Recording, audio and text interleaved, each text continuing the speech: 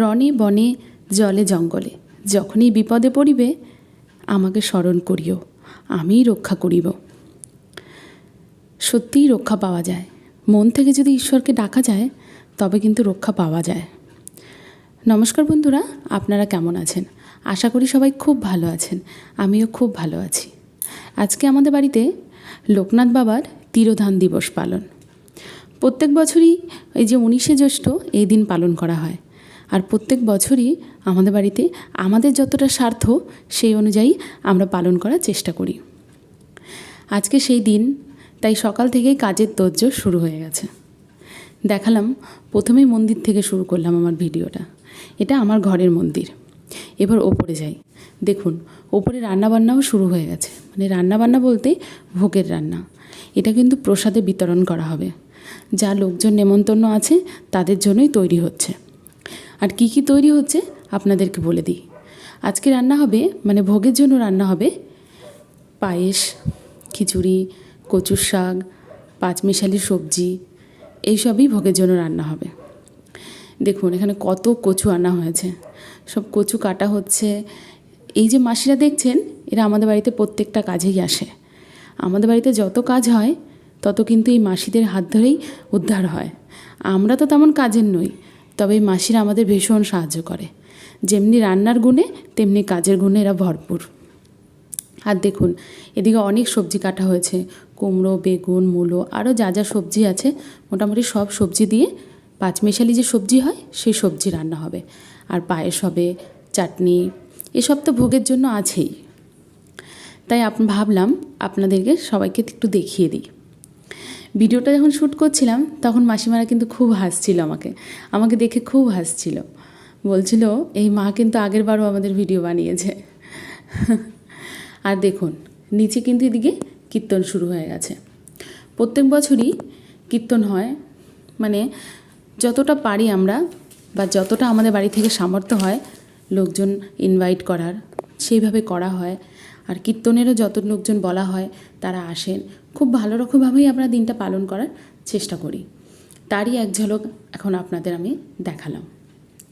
চলুন, আরও অনেক কিছু আছে। এবার লোকজন আসবে, আরও অনেক আত্মীয় স্বজন আছে। এখন সকালবেলা, তাই মোটে কীর্তনের শুরুয়াত। এখন লাস্ট দেখতে বাকি আছে আপনাদের, তখন কিন্তু আপনাদের ভীষণ ভালো লাগবে। চলুন আপনারা দেখতে থাকুন।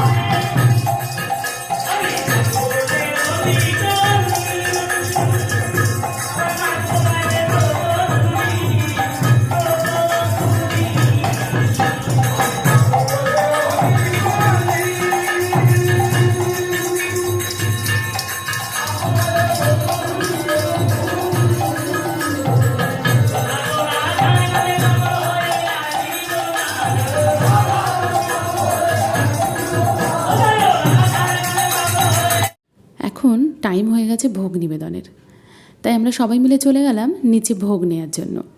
মানে যে ভোগটা রান্না হয়েছে সেটা উপরে নিয়ে আসতে হবে, তারও কিছু নিয়ম আছে। তাই কাকুর পেছন ধরলাম আমরা সবাই। কাকু বলতে যে কাকু আমাদের বাড়িতে সব পুজো করে থাকেন, ওই কাকুই ভোগ লাগাবেন, ভোগটা উনিই লাগিয়ে দেবেন ঠাকুরকে। চলুন নিচে যাই। এই দেখুন চলে এসেছি আমরা সবাই ভোগ নিতে। আর আজকে যে ভোগ রান্না হয়েছে সেটা রান্না করেছেন আমার কাকিমা শাশুড়ি, শাশুড়ি, আমার যা, সবাই মিলে। সবার কিন্তু এর মধ্যে মেহনত আছে। সবাই খুব মানে মন ভরে বা ভক্তি ভরে বলতে পারেন ভোগটা রান্না করেছে। অনেক কিছুই রান্না হয়েছিল, খিচুড়ি, 5 রকমের সবজি, চাটনি, পায়েস, মালপোয়া, লুচি, যা যা হয় আর কি ভোগে, মোটামুটি সব কিছুই বানিয়েছেন। চলুন এবার ঠাকুরকে ভোগ নিবেদন করা যাক, তারপরে আবার আপনাদেরকে দেখাবো কীভাবে আমাদের যে লোকজন আসে তাদেরকে ভোগ কীভাবে বিতরণ করা হয়।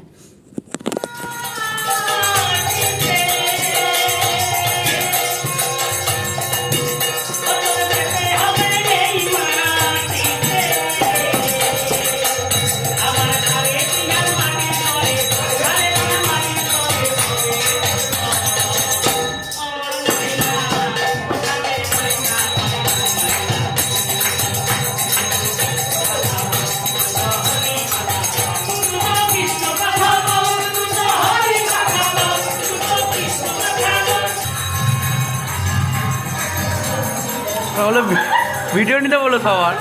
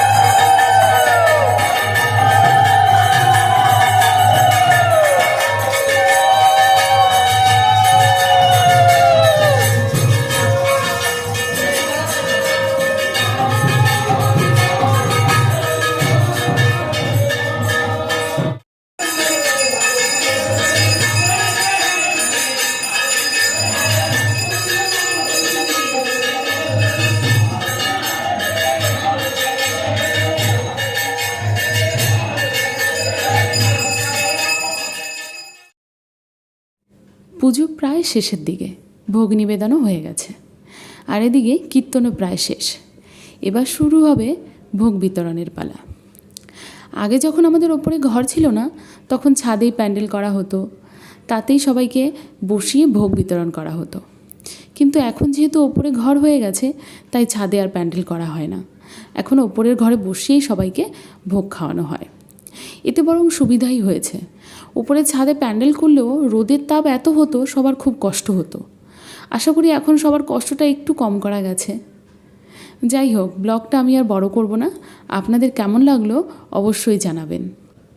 আর আপনারা সুস্থ থাকবেন, ভালো থাকবেন, আর অবশ্যই আমাদেরকে আশীর্বাদ করবেন প্রত্যেক বছর যেন আমরা লোকনাথ বাবার তিরোধান দিবস এইভাবেই পালন করতে পারি।